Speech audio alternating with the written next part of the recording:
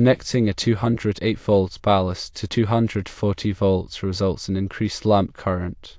The ballast is designed to provide a constant current to the lamp. When supplied with 240 volts instead of 208 volts, it will deliver a higher current than intended. This increased current leads to several negative consequences. Firstly, it reduces the lamp's lifespan. The lamp is designed to operate within a specific current range. Exceeding this range causes the lamp to overheat and degrade more quickly. Secondly, it can lead to potential lamp failure. The excessive current can stress the lamp's components, increasing the risk of premature failure. Thirdly, the increased current flowing through the ballast causes it to overheat. This overheating reduces the ballast's lifespan, potentially leading to premature failure. Fourthly, the higher voltage can cause arcing within the ballast or the lamp itself. This arcing can damage the components and create safety hazards. Fifthly, the increased current can alter the color temperature of the lamp. It might appear bluer or greener than it should. Now let's examine the effects of connecting a 240 volts ballast to 208 volts. This results in reduced lamp current. The ballast will provide a lower current to the lamp than it was designed for. This leads to reduced light output, as the lamp is not receiving the necessary current to operate at its full potential. It also increases the potential for flicker. The lamp may not receive a stable current supply, causing it to flicker. However, there is an increase in ballast efficiency. The reduced current will cause the ballast to operate more efficiently, with less energy loss in the form of heat. There is also the potential for underheating. The low voltage may not provide enough power to the ballast to maintain its optimal operating temperature, which can lead to damage over time. Again, the reduced current can alter the color temperature of the lamp, making it appear redder or oranger. Let's discuss the theory of operation behind these effects. A ballast regulates the current flowing to the lamp using a combination of inductors and capacitors. When the voltage applied to the ballast is higher than its rated voltage, the current through the lamp increases. This happens because the inductance of the ballast is effectively reduced. Conversely, when the voltage is lower, the current decreases because the inductance is increased. The capacitors in the ballast play a role in maintaining a constant voltage across the lamp. They do this by absorbing or releasing energy as needed. When the voltage applied to the ballast is higher, the capacitors will absorb more energy, which in turn reduces the voltage available to the lamp.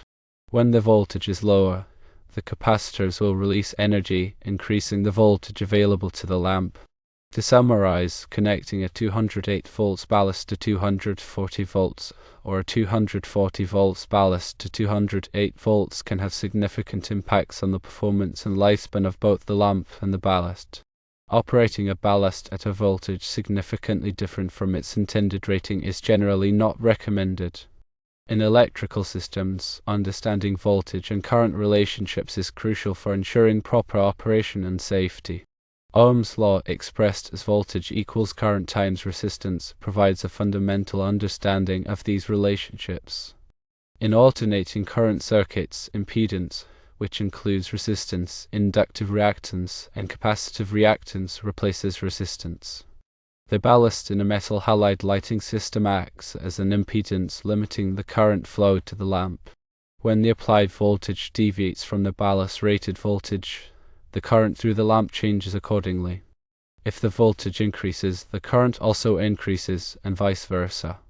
This change in current can affect the lamp's performance and lifespan. Metal halide lamps require a specific starting voltage and current to ignite the arc and reach their operating temperature. The ballast provides this starting voltage and then regulates the current to maintain the lamp's stable operation. Using an incorrect voltage can prevent the lamp from starting or cause it to operate outside its design parameters. Electrical safety codes and standards, such as those established by the National Electrical Code, or NEC, provide guidelines for the proper installation and operation of electrical equipment. These codes specify voltage limitations, wiring methods, and overcurrent protection requirements to ensure the safety of people and property. Section 210.8 of the NEC, for example, covers ground fault circuit interrupter, or GFCI, protection for personnel and dwelling units.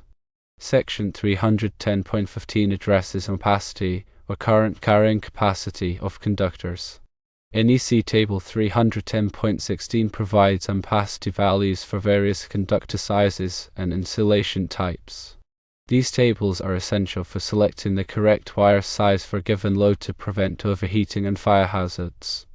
Overcurrent protection devices, such as circuit breakers and fuses, are designed to protect electrical circuits from excessive current flow. Circuit breakers trip when the current exceeds their rating, interrupting the circuit and preventing damage. Fuses melt and break the circuit when subjected to excessive current. The selection of appropriate overcurrent protection devices is critical for ensuring electrical safety. The interrupting rating of a circuit breaker or fuse is the maximum fault current that the device can safely interrupt. It is essential to select devices with an interrupting rating sufficient to handle the available fault current at the installation location. A short circuit occurs when there is a low resistance path between 2 points of different potential in a circuit. This results in a very high current flow, which can quickly damage equipment and cause fires. Ground faults occur when current flows from a live conductor to ground. Ground fault circuit interrupters, or GFCIs, are designed to detect these faults and quickly interrupt the circuit, preventing electric shock. Arc faults occur when there is an unintentional arc in the circuit, often caused by damaged insulation or loose connections. Arc fault circuit interrupters, or SIs, are designed to detect these arcs and interrupt the circuit, reducing the risk of fire. Understanding the different types of electrical faults and the protection devices available to mitigate them is crucial for ensuring electrical safety. When troubleshooting electrical problems, it is essential to use appropriate test equipment, such as multimeters, clamp meters, and voltage testers. Multimeters can measure voltage, current, and resistance. Clamp meters measure current without interrupting the circuit. Voltage testers indicate the presence of voltage. Before working on any electrical circuit, it is essential to de-energize the circuit and verify that it is de-energized using a voltage tester. Lockout-tagout procedures should be followed to prevent accidental re-energization of the circuit. Proper personal protective equipment, or PPE, such as insulated gloves, safety glasses, and arc-rated clothing, should be worn when working on electrical equipment. Insulated tools should be used to prevent electric shock. Regular inspections and maintenance of electrical systems are essential for identifying and correcting potential problems before they lead to failures or safety hazards. These inspections should include checking for loose connections, damaged insulation, and proper operation of overcurrent protection devices. Thermal imaging can be used to detect hotspots in electrical equipment, which can indicate loose connections or overloaded components. Power quality analysis can be used to identify voltage sags, swells, and harmonic distortion, which could affect the performance of electrical equipment. Energy audits can identify opportunities to reduce energy consumption and improve the efficiency of electrical systems. Replacing inefficient lighting with energy-efficient lighting, such as LED lighting, can significantly reduce energy consumption. Installing variable frequency drives, or VFDs, on motors can reduce energy consumption by adjusting the motor speed to match the load requirements. Improving the power factor of electrical systems can reduce energy losses and improve the efficiency of the system. Power factor correction capacitors can be used to improve the power factor. In summary, a thorough understanding of electrical principles, safety practices, and troubleshooting techniques is essential for working with electrical systems.